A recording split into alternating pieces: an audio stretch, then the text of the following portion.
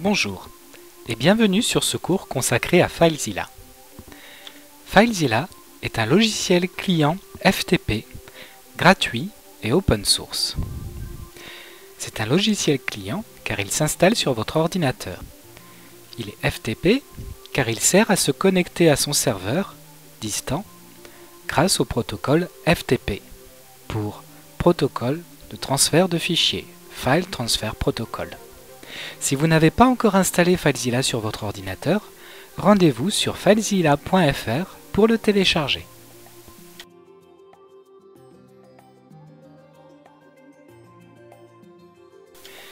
Quelles sont les données que doit me fournir mon hébergeur pour me connecter à mon site internet? Il doit me donner les coordonnées FTP de mon site web, de mon hébergement.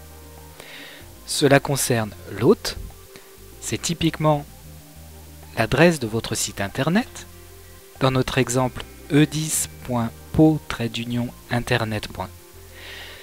Il vous fournira aussi un nom d'utilisateur qui aura le droit de se connecter par FTP à ce site internet.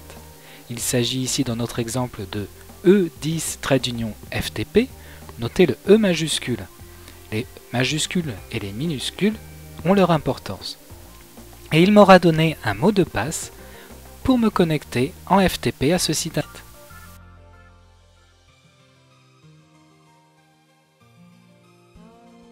Démarrons à présent FileZilla.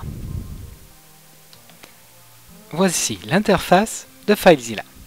Nous y reviendrons dans quelques secondes. Dès à présent, connectons-nous par FTP à notre espace d'hébergement.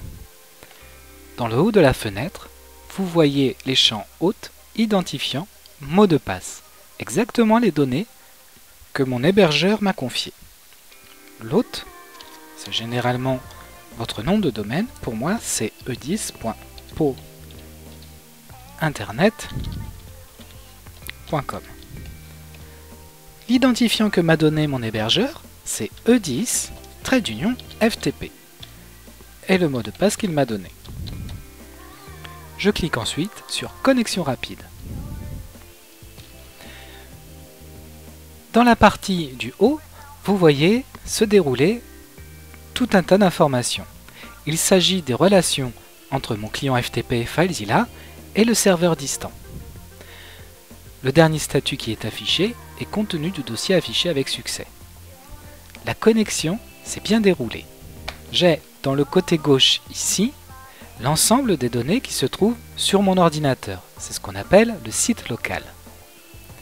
Et j'ai dans le côté droit ici l'ensemble des dossiers et des fichiers qui se trouvent sur mon hébergement.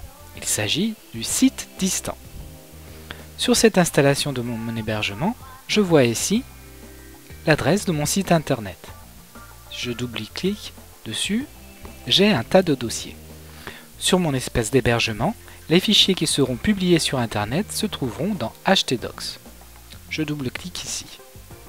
Pour l'instant, j'ai deux fichiers. Mon hébergeur est Gandhi. Je trouve donc gandhi.png et index.html. Si je vais sur internet,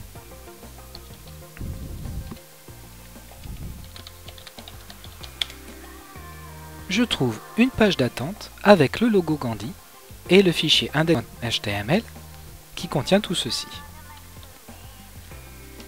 Sur FileZilla, je peux supprimer ces fichiers. Je les sélectionne et je choisis Supprimer. Oui, je veux le supprimer. Je sélectionne et je clique sur Supprimer. Maintenant, mon site internet est vide. Il ne contient aucun fichier. Allons voir le résultat. J'actualise ma page. Voilà, l'index est totalement vide.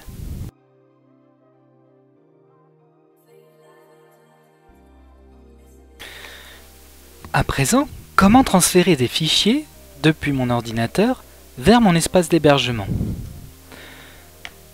Je vais chercher les fichiers qui m'intéressent.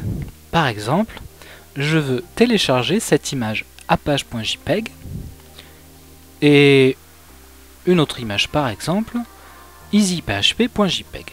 Je sélectionne les images que je veux télécharger, l'ensemble des fichiers que je veux télécharger, et je fais un cliquer-glisser vers la fenêtre du site distant. Dans le cadre du bas, vous voyez très furtivement ici apparaître les détails du téléchargement. Une fois que le téléchargement est réussi, vous avez dans cet onglet ici le nombre de fichiers qui ont été correctement transférés. Si jamais des fichiers sont mal transférés, vous les trouvez ici dans l'onglet Transfert échoué. Sur mon espace d'hébergement distant, j'ai deux fichiers. L'un s'appelle apache.jpg, l'autre easyphp. Allons voir ce que cela donne sur notre site internet. Je mets à jour. Et voilà, j'ai un index avec les deux fichiers proposés au téléchargement. Mon fichier Apache et mon fichier easyphp.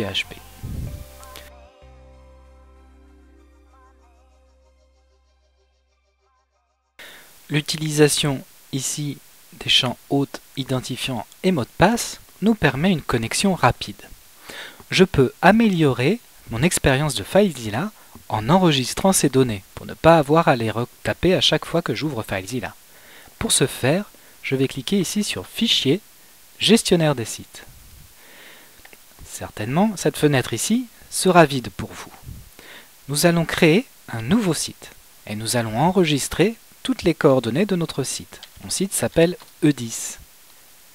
J'entre ici mon nom d'hôte, mon nom de domaine, e10.po-internet.com, le FTP, le protocole FTP, sans chiffrement.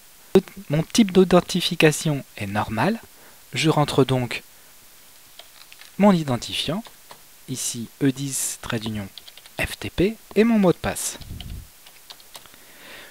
Une chose très intéressante, c'est l'onglet Avancé dans FileZilla. Il me permet, à l'ouverture de FileZilla et du choix de ce type de connexion, de préciser un dossier local par défaut, c'est-à-dire un dossier sur mon ordinateur depuis lequel je veux télécharger les informations à transférer sur mon hébergement distant. Ici, ces informations se trouvent dans ce dossier master 2. Je clique sur OK. Le dossier distant par défaut, pour moi, c'est celui-ci, /e10.pointernet.com/htdocs. J'ai donc juste à le recopier ici.